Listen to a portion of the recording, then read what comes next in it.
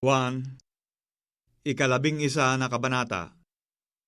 Isang tao nga na may sakit, si Lazaro na taga Betanya, nanayo ni Maria at ni Marta na kanyang kapatid. At ito yaong si Maria na nagpahid sa Panginoon ng ohento at kinuskos ang kanyang mga paa ng kanyang mga buhok, na ang kanyang kapatid na si Lazaro ay may sakit. Nagpasugo nga sa kanya ang mga kapatid na babae na nagsasabi, Panginoon, narito, siya na iyong iniibig ay may sakit.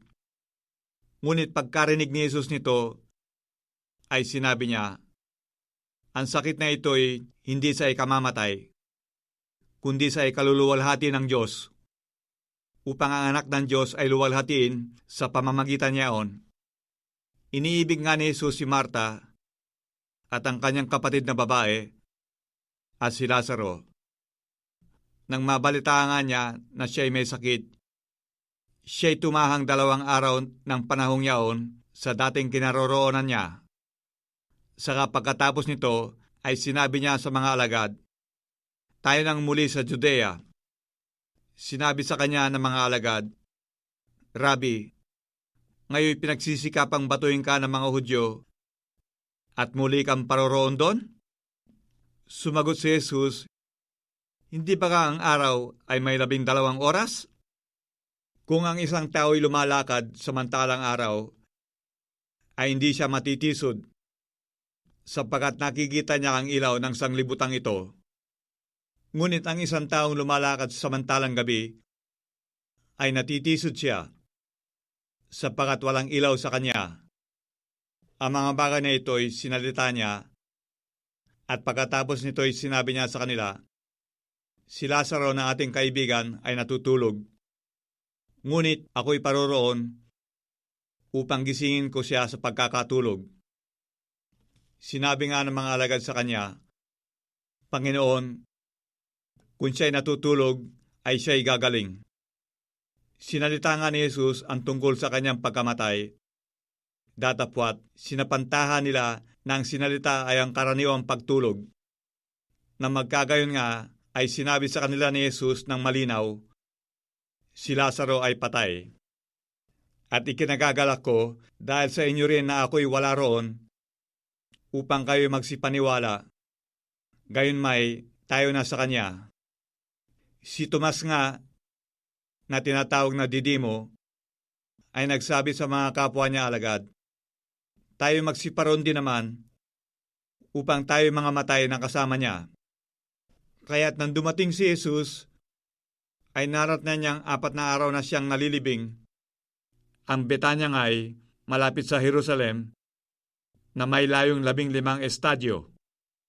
At marami sa mga Hudyo ang nangaparoon kay Marta at kay Maria, upang sila'y aliwin tungkol sa kanilang kapatid. Si Marta nga, nang marinig niyang si Jesus ay dumarating, ay yumaon at sumalubong sa kanya. Ngunit si Maria ay nanatiling nakaupo sa bahay.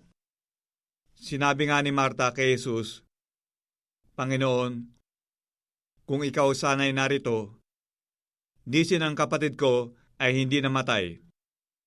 At ngayon man na may nalalaman ko na anumang hingin mo sa Diyos ay pagkakaloob sa iyo ng Diyos.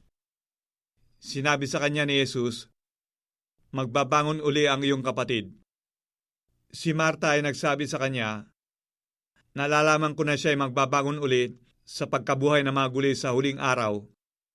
Sinabi sa kanya ni Jesus, ako ang pagkabuhay na maguli at ang kabuhayan. Ang sumasampalataya sa akin, bagamat siya mamamatay, gayon may mabubuhay siya. At ang sinumang nabubuhay at sumasampalataya sa akin ay hindi mamamatay magpakailanman. Sinasampalatayanan mo ba ito? Sinabi niya sa kanya, oo, Panginoon, sumasampalataya ako na ikaw ang Kristo, ang anak ng Diyos. Sa makatwid bagay, ang napaparito sa sanglibutan. At nang masabi niya ito, ay yumaon siya at tinawag ng lihim si Maria na kapatid niya na sinasabi, "Ang guro ay narito at tinatawag ka." At siya, nang marinig niya ito, ay nagtindig na madali at pumaroon sa kanya. Hindi pa nga dumarating si Jesus sa nayon, kundi naroroon pa sa dakong kinasalubungan sa kanya ni Marta. Ang mga Hudyo nga na kanyang mga kasama sa bahay at nangagsisialiw sa kanya, pagkakita nilang si Maria na siya'y nagtindig na madali at lumabas, ay nagsisunod sa kanya na inaakalang paroroon siya sa libingan upang do'y tumangis. Si Maria nga, pagdating niya sa kinaroroonan ni Jesus at pagkakita sa kanya, ay nagpatira pa sa kanyang paanan na sinabi sa kanya, "Panginoon, kung ikaw sana'y narito, disin ay hindi namatay ang aking kapatid." Nang makita nga ni Jesus na siya'y tumatangis, at gayon din ang mga Hudyong nagsisitangis na kasama niyang dumating, ay malagim siya sa espiritu at nagulumihanan. At sinabi, "Saan ninyo siya inilagay?" Sinabi nila sa kanya, "Panginoon, halika at tignan mo." Tumangis si Jesus. Sinabi nga ng mga Hudyo, "Tignan niyo kung gaano ang pag-ibig niya sa kanya." Datapwat, ang ilan sa kanila ay nagsipagsabi, "Hindi ba magagawa ng taong ito na nagpadilat ng mga mata ng bulag, na ang taong ito naman ay huwag mamatay?" Si Jesus nga, sa muling pagkalagim sa kanyang sarili, ay naparoon sa libingan, yaw nga isang yunggib, at mayroong isang batong nakatakip sa ibabaw noon. Sinabi ni Jesus, "Alisin ninyo ang bato." Si Marta, na kapatid niya ang namatay, ay nagsabi sa kanya, "Panginoon, sa ngayon ay nabubulok na ang bangkay sapagkat may 4 na araw na siyang namamatay." Sinabi sa kanya ni Jesus, "Di ba sinabi ko sa iyo na kung ikaw ay sasampalataya, ay makikita mo ang kaluwalhatian ng Diyos?" Kaya't inialis nila ang bato at itiningin ni Jesus sa itaas ang kanya mga mata at sinabi, "Ama, nagpapasalamat ako sa iyo na ako'y iyong dininig at nalalaman ko na ako'y lagi mong dinirinig, ngunit ito'y sinasabi ko dahil sa karamihang nasa palibot upang sila'y magsisampalataya na ikaw ang nagsugo sa akin." At nang masabi niya ang gayon, ay sumigaw siya ng malakas na tinig, "Lazaro, lumabas ka!" Siya na patay ay lumabas, na natatalian ang mga kamay at mga paa na mga kayong panglibing, at ang kanyang muka ay nababalot sa isang panyo. Sinabi sa kanila ni Jesus, "Siya'y inyong kalagan, at bayanin niyo siyang yumaon." Marami nga sa mga Hudyo ang nagsiparoon kay Maria at nangakakita ng ginawa niya, ay nagsisampalataya sa kanya.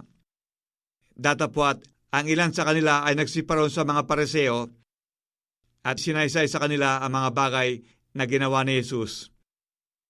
Ang mga pangulong saserdote nga at ang mga Pariseo ay nangagpulong at nagsipagsabi, "Ano ang ginagawa natin?